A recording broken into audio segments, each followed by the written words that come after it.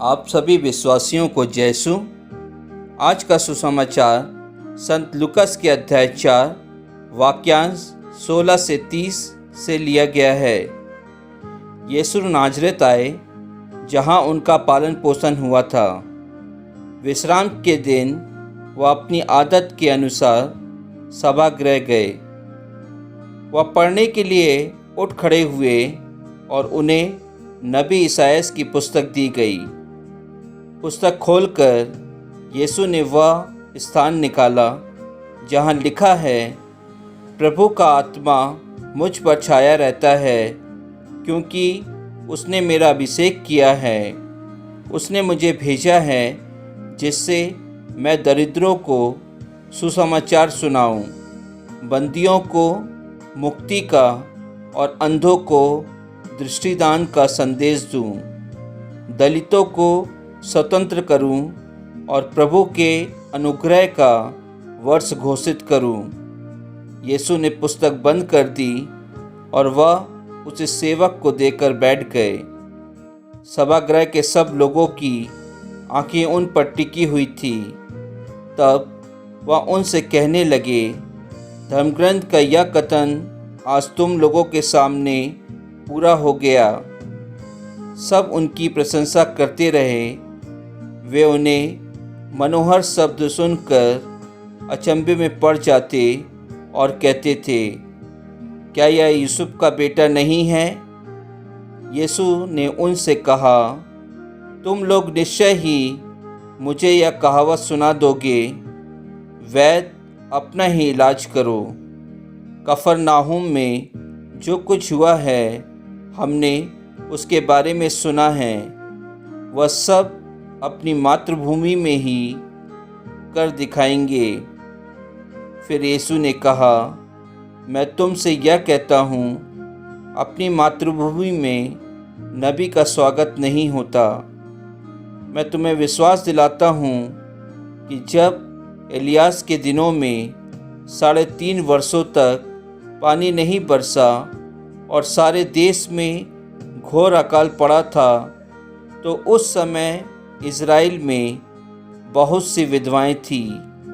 फिर भी एलियास उनमें से किसी के पास नहीं भेजा गया। वह सीदोन के सरेप्ता की एक विधवा के पास ही भेजा गया था। और नबी एलियास के दिनों में इज़राइल में बहुत से कोढ़ी थे, फिर भी उनमें कोई नहीं, बल्कि सीरी नामक ही निरोग किया गया था। यह सुनकर सभागृह के सब लोग बहुत क्रुद्ध हो गए। वे उठ खड़े हुए और उन्होंने यीशु को नगर से बाहर निकाल दिया। उनका नगर जिस पहाड़ी पर बसा था, वे यीशु को उस चोटी तक ले गए ताकि उन्हें नीचे गिरा दें, परंतु वे उनके बीच से निकल कर चले गए। प्रभु का वचन है। ईश्वर को धन्यवाद।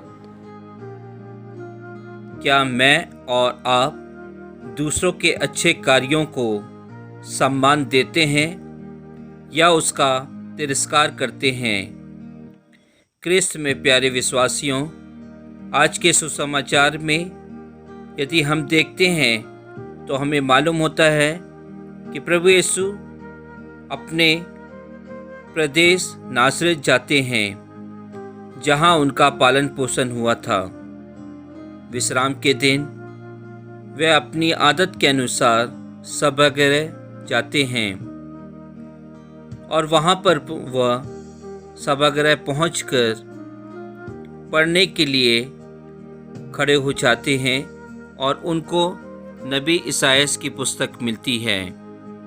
जब वह पुस्तक खोलते हैं तो प्रभु यीशु क्रिस्त को वह स्थान मिलता है, वह लिखा हुआ पाते हैं कि प्रभु का आत्मा मुझ पर छाया रहता है, क्योंकि उसने मेरा अभिषेक किया है। उसने मुझे भेजा है जिससे मैं दरिद्रों को सुसमाचार सुनाऊं।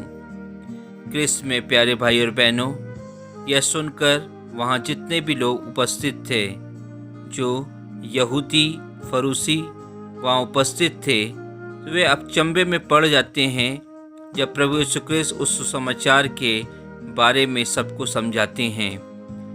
वे यह सोचने लगते हैं कि इतनी कम उम्र में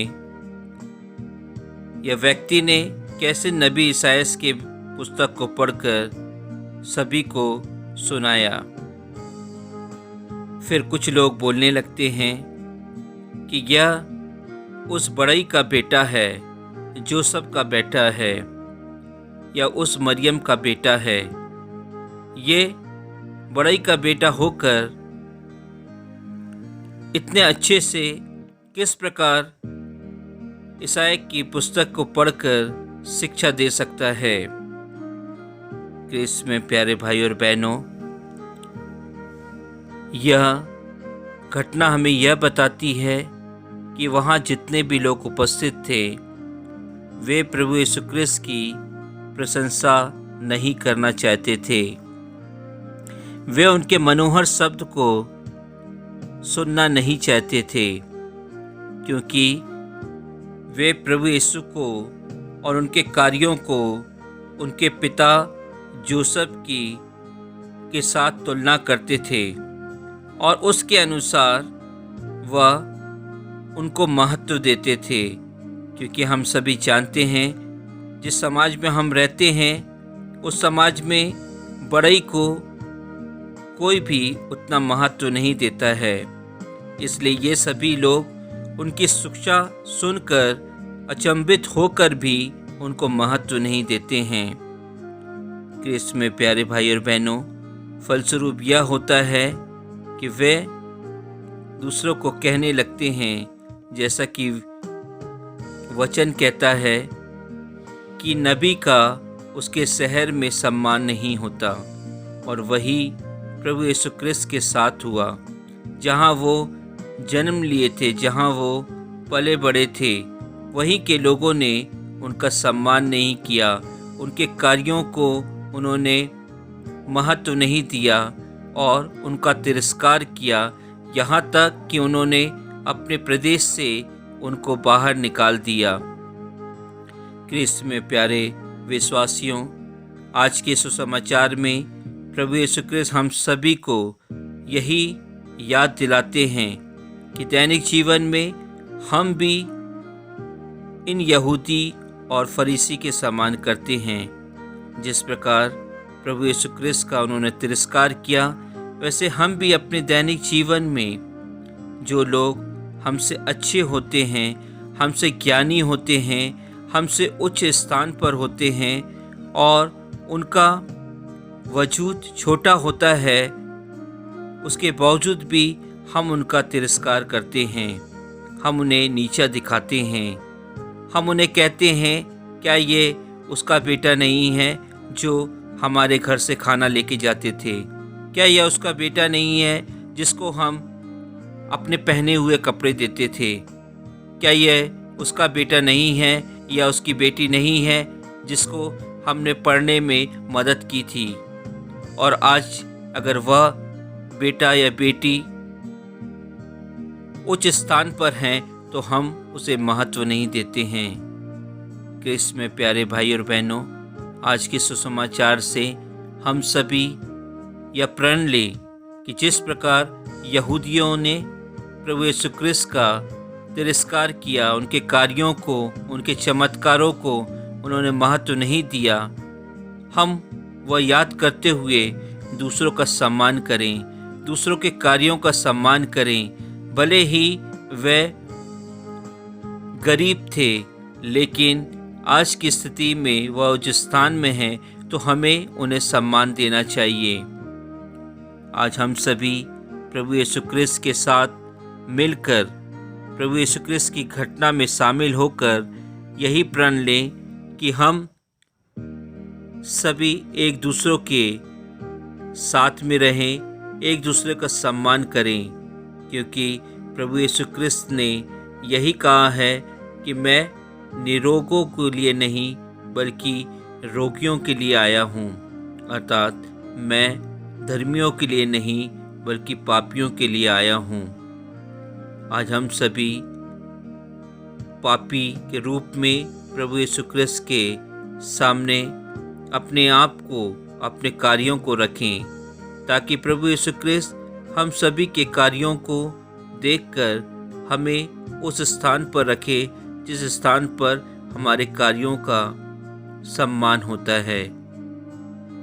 आइए एक बार फिर हम प्रभु यीशु क्रिस्त से प्रार्थना करें कि प्रभु यीशु क्रिस्त हम सभी को ज्ञान दे कि हम एक दूसरे के साथ एक दूसरे के कार्यों में शामिल हों और अपने कार्यों के द्वारा दलितों को स्वतंत्र करें, प्रभु के अनुग्रह को पहचान सके, प्रभु के मनोहर शब्दों को सुन सके और उनके अनुसार अपना जीवन व्यतीत कर सके।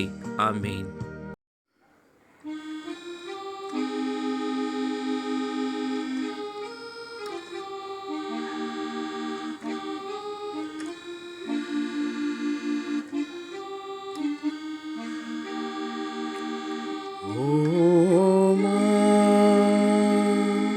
ओ मेरी माँ,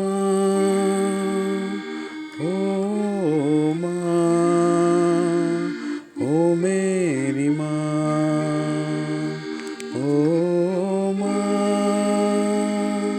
ओ मेरी माँ,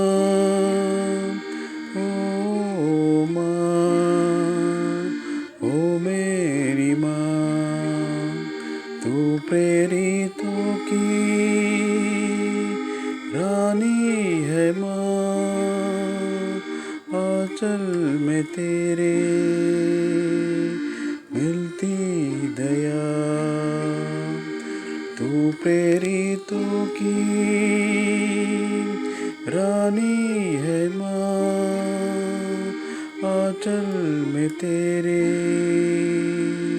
मिलती दया, तू ही आशा की किरण है माँ, सुन ले तू मेरी विनती, तू ही आशा की किरण है माँ, सुन ले तू मेरी विनती, तेरी शरण में जो आए माँ, दे तू दया चल की, तू प्रेरितों की रानी है माँ, आंचल में तेरे मिलती दया,